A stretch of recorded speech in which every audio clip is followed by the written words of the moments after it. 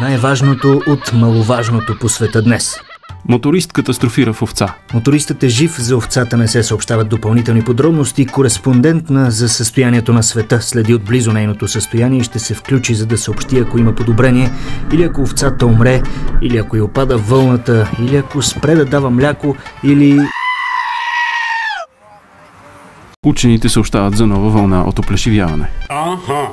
Това доведе до обявяване на бедствено положение за милиони въшки по света. Управляващите се съгласиха с идеята да бъде създадена специална парламентарна комисия, която да разследва корупционните скандали по време на предишните властимащи. На въпрос дали не са съгласни да разследват и корупционните скандали по време на тяхното управление и сериозните сигнали за злоупотреби от високопоставени лица, те отговориха еднозначно. Не. Руският президент Владимир Путин е получил страхова невроза от заплахите на българската страна заради заведени от Росатом иск към НЕК за 1 милиард евро. Особено силен е уплахът на Путин от чадъри. Холандският премиер Марк Рюте пък обеща на Николай Младенов, че повече няма да прави така и страната му няма да пречи на България за влизането в шенгенското пространство. Рюте дори изпрати холандски лалета на българския политик и картичка с уверение за безгранична обич, която изпитва към него. В послеписа той пише: "Само моля те, не ме бий повече." Банки за семена течност са започнали да отхвърлят червенокоси донори.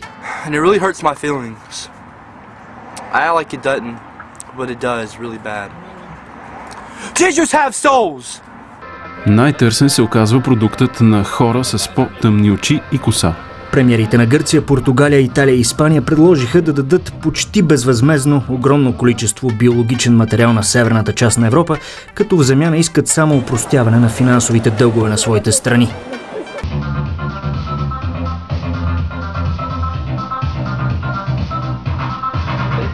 Европарламентът реши, че най-добрата стратегия срещу раздуващите се разходи е екстрадиране на пенсионерите.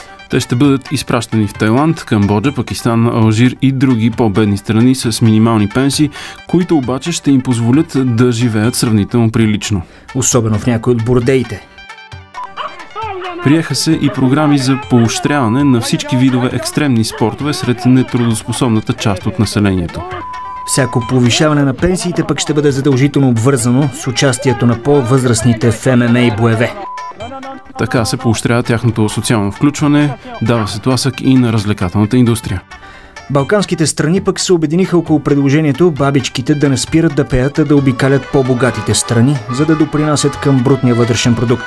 Препоръчва се те да се обърнат към хип-хопа като по-печеливш музикален жанр.